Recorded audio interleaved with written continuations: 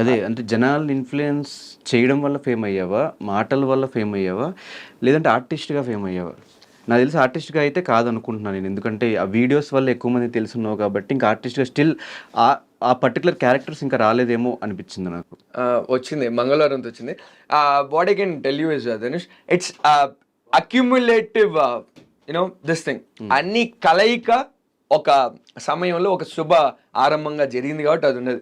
నేను అంతకుముందు సీరియల్ చేసా, అదొకటి ఉంది. సీరియల్ యాక్టరా సేద్యం చేస్తున్నాడు, సేద్యం చేస్తూ సినిమాలోకి వచ్చా, అదొకటి ఉంది. సినిమాల్లో ట్రై చేస్తున్నాడు, సీరియల్లో కొద్దిగా మంచి క్యారెక్టర్ చేశాడు, కానీ ఇప్పుడు సినిమాల్లో ట్రై చేస్తున్నాడు ఏంటి? నీకు అర్థమైంది పాయింట్. ట్రై చేస్తున్నాడు, ట్రై చేస్తూ వాళ్ళ తిరుగులో చేశాడు, చేసిన తర్వాత మళ్ళీ ట్రై చేస్తున్నాడు, చేసిన తర్వాత ఇప్పుడు మంగళవారంలో చేశాడు. మంగళవారంలో మంచి రోలు. నేను ఉన్నప్పుడు నా ఫ్రేమ్లో ఎవరు ఉండరు. నేను పెద్ద రోల్ అని చెప్పను, నేను ఉన్నప్పుడు కోట్ల మంది కళ్ళకి నేను ఒక్కనే కనపడతా, నా రూపురేఖలే కనపడతాయి. సో అలాంటి సీన్స్ 5-6 ఉన్నాయి. హీరోతో కాంబినేషన్ సీన్స్ అంటే ఆబ్వియస్లీ గుర్తుపడతారు. అలా గుర్తుపట్టిన తర్వాత మళ్ళీ నేను ఫార్మింగ్ చేస్తున్నా. సో ఒకరిదాన్ని ఇవన్నీ కలయిక అంతే. అది ఇవంతా వచ్చింది సేమ్ ఆ వీడియోస్ వల్లేనా అనుకోవచ్చా? లేదు, వీడియోస్ నీకు ఎందుకు హైలైట్ అయినాయి? యాక్టర్ ఎందుకు సేద్యం చేసుకున్నాడు, ఎంత బాగా మాట్లాడాడు తెలుగు. వీడియోస్ తర్వాత యాక్టింగ్ ఎందుకు హైలైట్ అయింది? ఎంత బాగా మాట్లాడుతున్నాడు, రీల్స్ చేస్తున్నాడు, ఇతను యాక్టింగ్ లో ఉన్నాడు. సో ఒకదానికి ఒకటి కలయిక కొద్దీ ఇది ఇట్ గోట్ మల్టిప్లై. బట్ మంగళవారం సినిమా టైంకి ఆల్మోస్ట్ 120-130K ఫాలోవర్స్ ఉన్నారు. కామెడీయా? లేదు, మంగళవారం లేవరు అసలు. ఎంత మంగళవారం ఎప్పుడు వచ్చింది? పోయిన సంవత్సరం సెప్టెంబర్లో వచ్చింది. నా ఫాలోయింగ్ నువ్వు డిసెంబర్ 2023లో చూస్తే 6K 7K. అప్పటి నుంచి జనవరి నుంచి నాకు 216K రైట్ నా.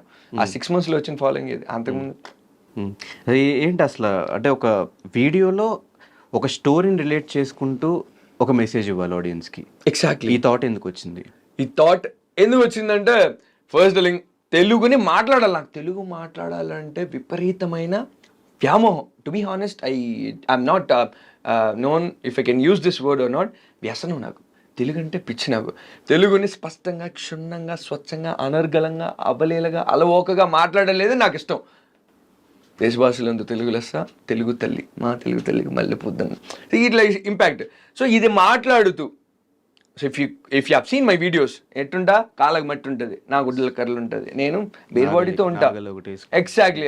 అది నా ఆయుధం అనుకున్నా. నేను నా ఆయుధం అనుకున్నా. స్పీకర్ యాజ్ మ్యాండేట్ యాజ్, బట్టలు యాజ్ మ్యాండేట్ యాజ్, ఒక camera for a cameraman as mandate as, ఒక weapon for an army soldier as mandate as. నాకు అదొక ఆయుధం అనిపించింది. అర్జునుడి చేతిలో ధనుసు ఉండడం వల్ల ధనుర్ధరుడు అర్జునుడు, చక్రధరుడు చక్రం ధరించడం వల్ల కృష్ణుడు చక్రధరుడు. అట్లా నేను పార్థరుణ్ణి అని ధరించిన. ఐ ఫెల్ట్ ఇట్ సో నాకేమనిపించింది అంటే, ఉన్ని దాంట్లో నువ్వు గ్లోరిఫై ఎలా చేసుకోగలుగుతావు? మట్టిని యూ కెన్ సెలబ్రేట్, చేసే పనిని యూ కెన్ సెలబ్రేట్, ఉండే ఆయుధాన్ని you can celebrate, you can use that in a different way అనిపించింది. ఎలివేట్ చేద్దాం అనిపించింది. రైతనంగానే సింపతి సానుభూతి కాదు, రైతురా ఏమున్నాడు రా ఆ ఫీలింగ్ కలగాల. ఇప్పుడు వీరుడు అన్నాడు, వీడు యుద్ధం చేస్తూ ఉంటాడు, యుద్ధంలో కత్తిపోట్లు ఉంటాయి, రక్తాలు కారుతూ ఉంటాయి, కానీ ఆ వీరత్వం కనపడుతుందా, లేదంటే సానుభూతి వస్తుంది, పాపం అనిపిస్తుందా? I just want to portray project that thing. ఆ వీరత్వం చూపిద్దాం అనుకున్నా అంతే. ఈ పురాణాల నాలెడ్జ్ ఎప్పటి నుంచి? పురాణాల నాలెడ్జ్ మా నాయన చిన్నప్పుడు మహాభారతంలో ఒక కథ చెప్పినాడు. భీముడు, బకాసురుడు, కీచకుడు, జరాసింధుడు, దుర్యోధుడు, ఇలా 5 మంది ఒకే లగ్నాన ఒకే నక్షత్రాన జన్మించినారు. ఒకే బలం కలిగిన వాళ్ళు. ఎవడైతే ఒకరిని చంపుతాడో ఆ చంపినోడి చేత మిగతా 5 మంది చచ్చిపోతారని ఇది నాకు చాలా సినిమాటిక్ అనిపించింది.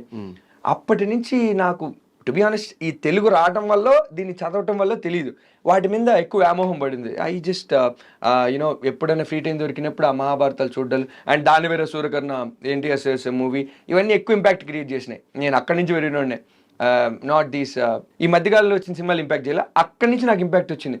ఓకే, ఎంత వీరత్వంగా ఉండేవాళ్ళ, ఎంత తేజస్సుగా ఉండేవాళ్ళ, ఎంత దేదీప్యమానంగా ఉండేవాళ్ళ, ఎంత గాంభీర్యంగా ఉండేవాళ్ళ. ఆ న్యాచురల్ టాలెంట్ అర్థమైందా? జిమ్ముల్లోకి వెళ్ళేసి ఇట్లా కాకుండా న్యాచురల్గా వచ్చినారు కదా. నాకు రిలేట్ చేసుకోగలిగిన. నేను సేద్యంలో ఉండా, ఎప్పుడు జిమ్ము పోలా, బట్ వెల్ బిల్ట్. ఎప్పుడు నేర్చుకోవాలి లాంగ్వేజ్, బట్ బాగా మాట్లాడుతున్నా. ఎప్పుడు నేర్చుకోవాలి యాక్టింగ్ స్కిల్, బట్ బాగా చేస్తున్నా. ఇవన్నీ న్యాచురల్గా నాకు వచ్చినాయి అనిపించింది. అందుకు ఆ మహాభారతం అంటే బీభత్సమైన ఇది వచ్చింది. And on top of that, Mahabharatam అనేది సినిమాలకు తీసుకుంటే ఇతిహాసం, ఇతి ఆ హస, ఇది ఆ విట్లముగా జరిగినది. అది మిత్స్ అంటారు, మైథాలజీ అంటారు. అది I just hate that word. It's not a mythology, it's just an epic. జరిగిన లెజెండరీస్ కథ అది. సో దాన్ని చూస్తూ ఉండేటప్పుడు ఒక పెద్ద సినిమా చూసిన ఫీలింగ్ వస్తుంది నాకు. బాహుబలి చూసినప్పుడు ఎలాంటి ఫీలింగ్ వచ్చింది, అవన్నీ చదువుతూ ఉంటే అంత విపరీతమైన ఫీలింగ్ వస్తుంది నాకు. ఆ కర్ణుడి characterisation, I was too deep into negative roles. దుర్యోధనుడికి కర్ణుడికి మధ్య ఉండే స్నేహం అంటే నాకు పిచ్చి. దుర్యోధనుడి విలువ కర్ణుడికి ఎలా ఇచ్చాడు, కర్ణుడు ఆ స్నేహ సాయహస్తం కోసం ఎంతకు తెగించాడు, ప్రాణాలు కోల్పోయిన, కొడుకులు కోల్పోయిన, భార్య బిడ్డలు కోల్పోయిన, మొత్తం తన సర్వస్వం కోల్పోయిన హితుడా తన కోసం ఎంత చేశాడు. ఇవన్నీ నాకు సినిమాలాగా అనిపిస్తాయి. ఆబ్వియస్లీ ఒక స్నేహపూర్వకమైన సినిమా, అమ్మాయిని ఏమన్నా అవమానపరిచినా, అసహ్యంగా అసభ్యకరంగా ప్రవర్తించినా దానివల్ల జరిగే విపత్కరమైన పరిస్థితులు. ఎంత మంచోడైనా ఒక చిన్న ప్యాకాట్ ఆడడం వల్ల పాండవులకి ఏం జరిగింది, ఈ ట్విస్ట్లు, plots, story lines, these are all cinema అనే పిచ్ అనమాట. సినిమాని రిలేట్ చేసుకుని చూసినానేమో నాకు అనిపించింది అది సినిమాని నేను ఎప్పుడు రిలీజ్ అయినా సినిమాలా చూసినాను. బట్ అక్కడ నన్ను it excited me. I was so curious about those and all stuff. అలా వచ్చింది Mahabharat. What is your background? My background, I have done BTech తిరుపతిలో చేశా. బీటెక్ 4th year 2nd semesterలో నాకు సీరియల్ ఛాన్స్ వచ్చింది. తర్వాత కంప్లీట్ చేసిన, బట్ సర్టిఫికెట్స్ అయితే నేను తీసుకోవాలనుకోలే. యాడ తీసుకుంటే ఏదో ఉద్యోగం చేస్తానేమో అని. అండ్ ఇంకోటి ఏంటంటే, నేను కాలేజీలో చదివిన కాలేజ్కే పోయేసి నా ప్రమోషన్ వీడియోకో ఒక చీఫ్ గెస్ట్గానే పోయేసి, education is not the only thing that makes you get a stability in life. Education just a way to sort of life, అంతే. ఒక సార్ట్ ఆఫ్ ఇన్కమ్ని క్రియేట్ చేసుకోవడానికి, జనరేట్ చేసుకోవడానికి ఒక చిన్న మార్గం తప్ప అది జీవితం కాదు. దానికోసం చచ్చిపోవాల్సిన పనిలే, అది రాలేదని బాధపడాల్సిన పనిలే, అది రాలేదని ఊళ్ళో తిడుతున్నారని నిన్ను తక్కువ చేసుకోవాల్సిన పనిలే. I just left my education certificates at my college and I'm gonna prove at a point that education is nothing but a source of income, a sort of living.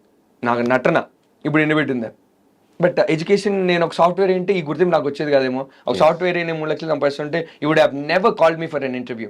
Just because I have entered into acting field, just because I'm balancing my farming with acting, just because you found me little fascinating, little curious, you have called me and I'm giving you that interview. అండ్ ఈ కళ అందరికీ ఈడు దేవుడు.